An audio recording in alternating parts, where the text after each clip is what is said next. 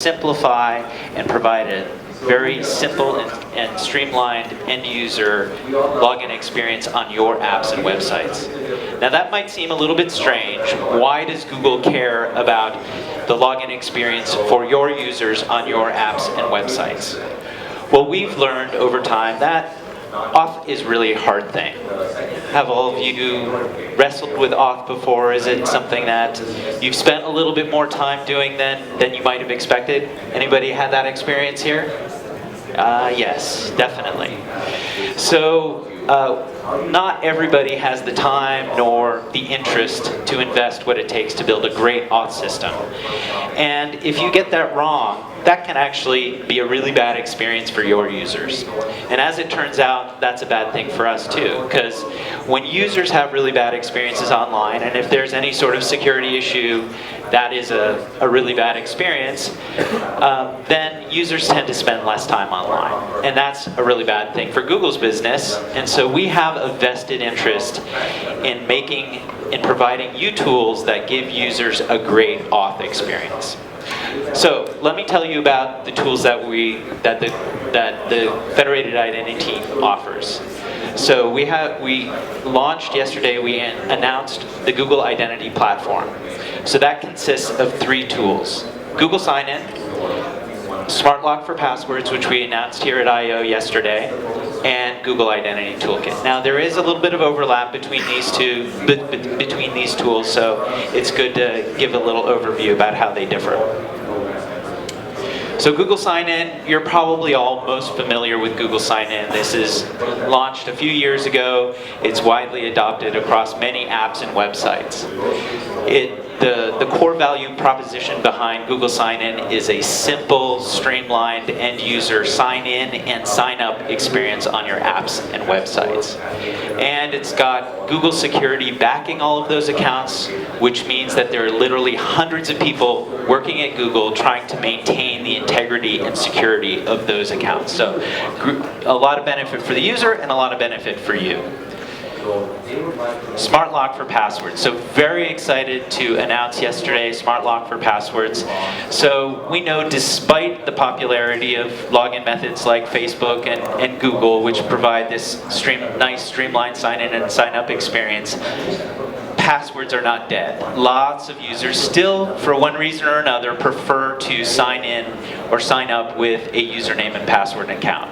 And that is not the best experience. So what we want to do with Smart Lock for Passwords is provide that same simple, streamlined experience that you get with Federation, but do it for users who sign in to your app with a username and password. And not only does it support passwords, saving passwords and a password manager for users with passwords, it also remembers how they might have logged in with Facebook or Google or some other identity provider to address the problem that we probably have all felt at one time or another, some app that you might have used a long time ago where you don't remember how you signed in or signed up for that app in the past. So you get to the what we call NASCAR screen there and you scratch your head a little bit. Do I hit the blue button? Do I hit the red button? Do I try my favorite password? Smart Lock for Passwords can also remember how the user signed in if they use an identity provider so that you can simplify that UX challenge. And then finally, Google Identity Toolkit. So Smart Lock for Passwords and Google Sign-In, they're both great, simple experience for the end user, but they require that the user have a Google account. Can't help if they've never signed up for a Google account. So it's blindingly obvious that none of you want to build an app that is only caters to users with a Google account. You want to open your doors to everyone. So that means you're probably going to want to support username and password. You're probably going to want to support Google, maybe some other identity providers as well. Now, doing all of that is pretty complicated, so that requires a lot of integration on both the client side and the server side to get all of those different authentication methods working together. Now, you probably have other priorities for what you want to build in your app, the kinds of experiences you want to deliver, and that's just kind of an infrastructure tax on you to tie all of those things together. So Google Identity Toolkit does all that for you. It's an identity as a service. So it includes a back-end service that holds your user database, which you can have access to at any time and can download all the users. And it also has client libraries on iOS, Android, and the web. So that means you don't have to mess with new development work for every platform that you work on. Google Identity Toolkit takes care of it for you. All right, let me hand it off to John, who's going to give you an update on Google Sign-In. Thanks, Adam. I forgot the clicker. So let's do a quick review of what Google Sign-In is, talk a little bit what's new, and I'll give you a little bit of a preview about what's coming as well. So Google Sign-In, as most people know here, is the best way to connect Google's user account with your app or site. It's a very simple set of APIs that's based on OAuth 2 and gets the user in the door. We have SDKs on Android, iOS, and web. Pardon me. The SDK supports, particularly on web and Android, cross-device sign-on, which is kind of a magical experience when you have it. If you sign in to an app on web, and then you go to an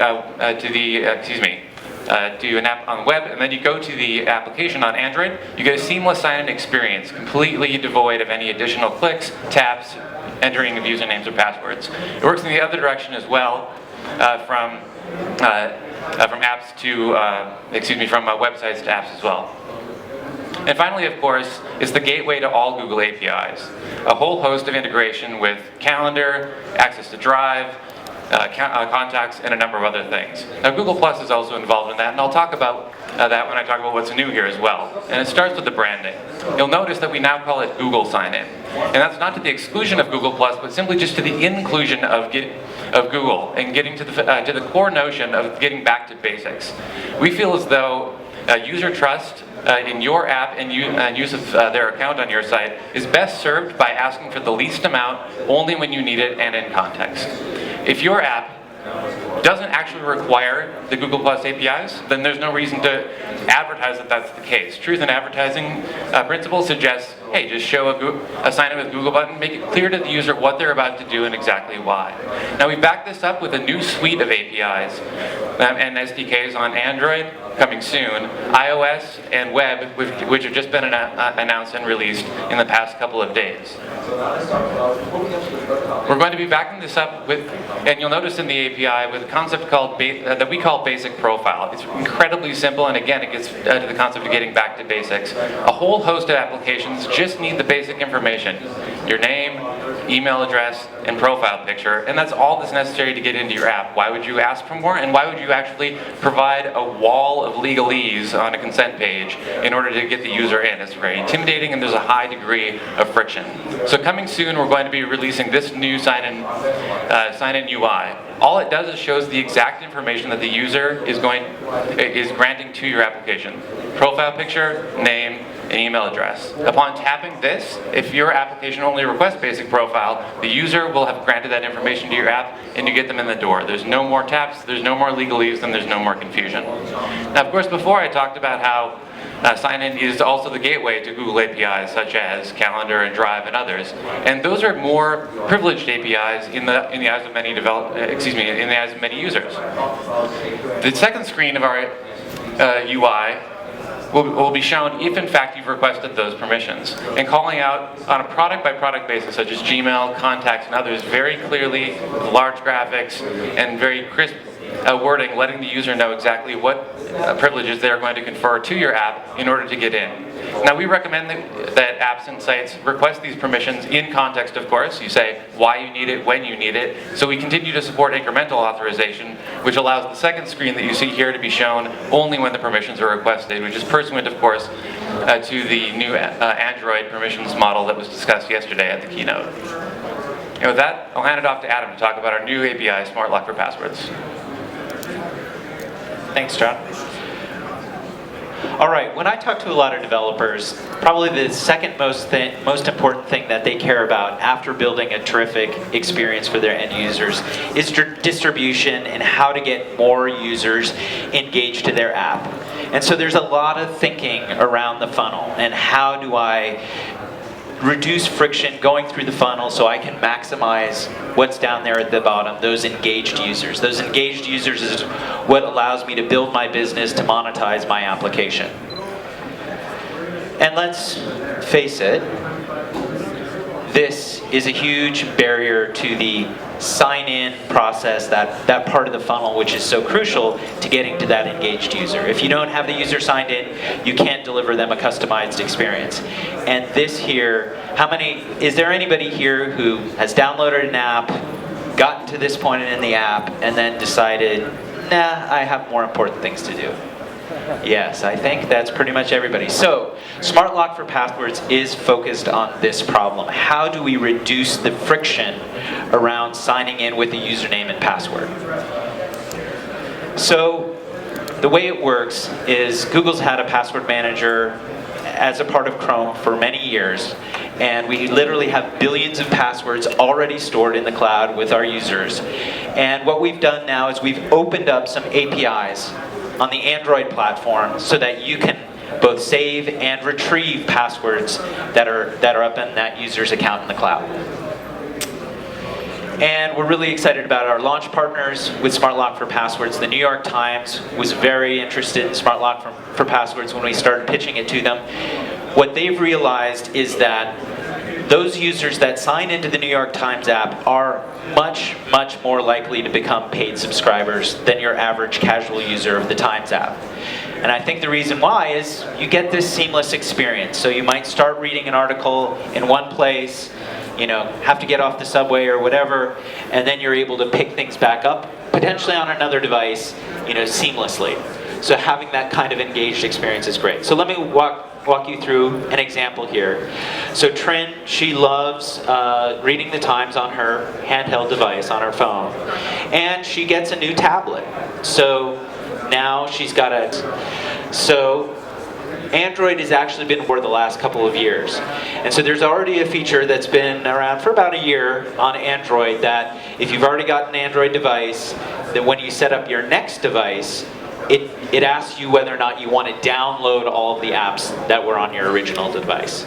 So it's a very simple one-tap thing, and that gets the user, like in this case, the New York Times, Trin's New York Times app on her new tablet. So let me go over to what the Smart Lock for Passwords.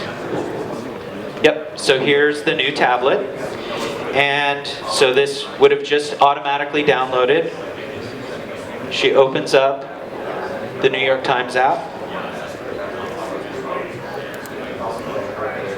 And here we go.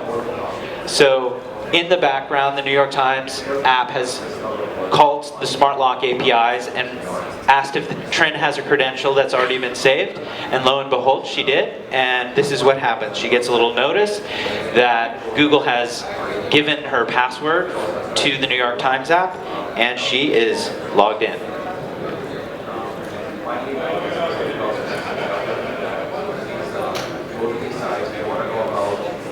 Sorry for the delay here. So another one of our launch partners is Eventbrite. So Eventbrite managed all of the tickets for Google I/O.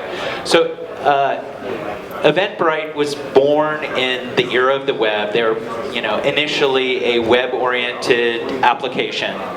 And over the last few years, they've been, like everybody else, strongly moving towards mobile because it builds nice, seamless experiences wherever you go. So April, she got her invitation to I/O. She got an email. She was on her desktop. And she was super excited. And she happened to have signed up for Eventbrite some years in the past. And she went straight on her browser into Eventbrite and booked her ticket. So let me show you that password was already saved. One thing that we've done with Smart Lock for the passwords is we've also made passwords available on the web. So no matter what device you're going to, you always have access to your passwords. So maybe you're on a TV, a strange operating system where Google can't help you. You always have the ability to look up your passwords at passwords.google.com. So she already had this saved from some years back. She doesn't remember what her Eventbrite password is. And then So the experience that she would get, let me go back into present mode. When she shows up at I/O, she's downloaded the Eventbrite app. Whoops, sorry. So that's the desktop experience she would have gotten. It would have auto-filled her. Oh, that would be the save operation. But when she got to I/O, she would download the app and seamlessly get logged in, just like the New York Times, and there would be her I/O pass waiting for her for when she would check in. All right, next, travel. So the last two examples, Android to Android for the New York Times, new device setup flow, web to Android for Eventbrite, and then of course we also do Android to web. Now, mobile to web happens to be really important in the travel space. So Google did some research a few years ago about the travel industry and travel bookings and found that almost 45% of all travel-related transactions began on mobile devices.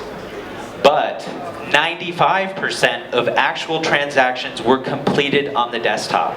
So you've got this task completion thing that is going on across devices. Somebody has an idea, they start to execute the idea on mobile, but then they actually finish it later. You know, complex tasks like travel planning end up finishing it on desktop. So Alex here, she wants to go home and visit her family for the 4th of July weekend in Orange County. So she has the idea she goes into Orbitz, scans fares, gets an itinerary, and then she decides she'll sort of save her state, so she wants to sign in. And here we have another part of Smart Lock for Passwords. So in this case, Alex has never saved her password with Google with Smart Lock yet.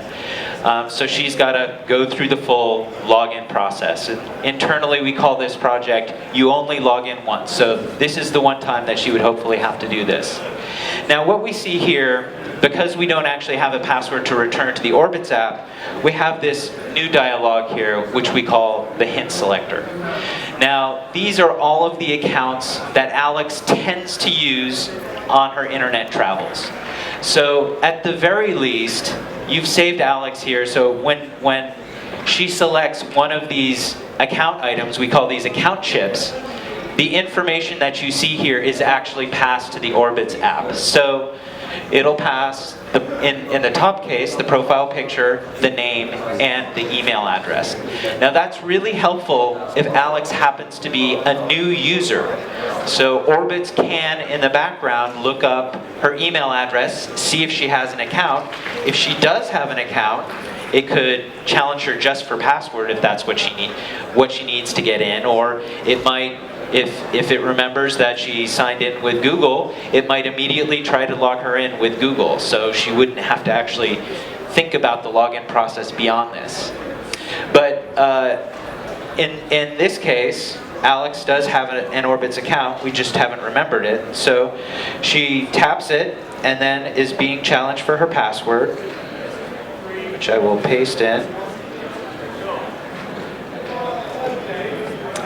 Now, again, this is how the passwords get into Smart Lock for Passwords. So she's given a dialog that asks her whether or not she wants to save her Orbitz password with Google.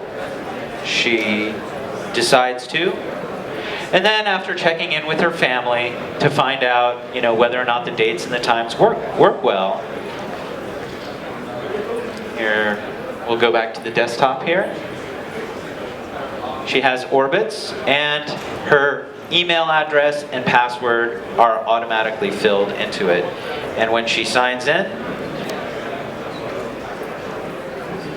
her search to go back to Orange County is immediately populated. So here Orbitz is able to string together a cross-device experience that will lower the friction on what Alex needs to do to accomplish her task, in which this case is booking a flight. All right, let me hand it back to John, who can tell you how to implement Smart Lock for passwords. Okay, I'm running a little light on time, so I want to be kind of quick. You might be thinking, this is really cool. How do I integrate it into my app? It can't be all that difficult, right? I've got a username and password field. It's just got to be a read and a write API, right? That's right. There basically are only 3 steps that you need to do to integrate this into your app, all of which are client-side only, which I think bears repeating. It's very simple. The precondition is simply just that you upgrade to Google Play Services number 23 and add the API for access to both read and write. And then from there, implement a fairly simple logic tree. First of all, retrieve credentials. And what could happen when you retrieve a credential? One of 3 things.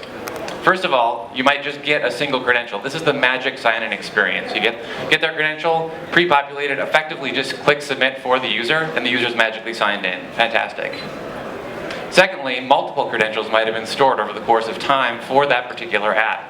In that case, we provide to you an intent that you pop, and you get the hint selector that Adam is talking about, which is a disambiguator in this case. Which account, amongst the many that I might have used to sign into this particular app before, do I want to use to sign in here?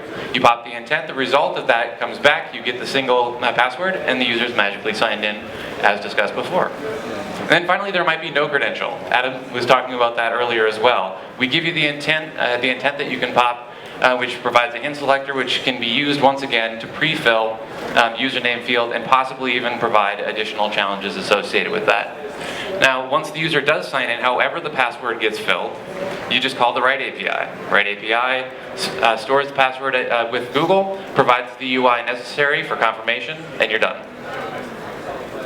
Now, in order to provide the next generation magic, of course, you want to link your website with your app to provide this seamless experience between, say, Orbit's website and app, or Eventbrite's as well. How do you do that? The first thing you do is in Webmaster Tools, just assert ownership of your site. And then from there, you go to Google Play Console and provide a link between your site and your app. The details are available on our site, on our dev site, which I'll provide the link to at the end of the presentation. And that's pretty much it. But of course we're not done, so I wanted to give a couple of words on what we're going to be moving into over the course of the next couple of months and releases. And the first one is auto-generated passwords. When Smart Lock for Passwords stores a password with Google, that actually kind of frees the user to choose a more secure password. We think that actually makes the web and the internet, I guess, at large a little bit more secure too, and that passwords are not consistently reused. We're providing an API that allows you to provide a specification for the types of passwords that you support, and we automatically generate a highly randomized password on behalf of the user. Secondly, Android TV. The magic that we just showed you here is especially potent on Android TV and in any form factor wherein the right way to type is by using some crappy remote. This is something that we've announced that we've launched with Netflix, actually, as of right now. Finally, the seamless experience that you saw with Android is being brought to the web by way of new APIs that provide programmatic access to passwords, not just autofill. And that's what we got for today. If you want to learn more details, take a look at our website, or feel free, particularly for Smart Lock for Passwords, to take a look at Eiji Kitamura's fantastic video that walks you through some of the steps in more detail that I just described here. Be happy to answer any questions or take your comments.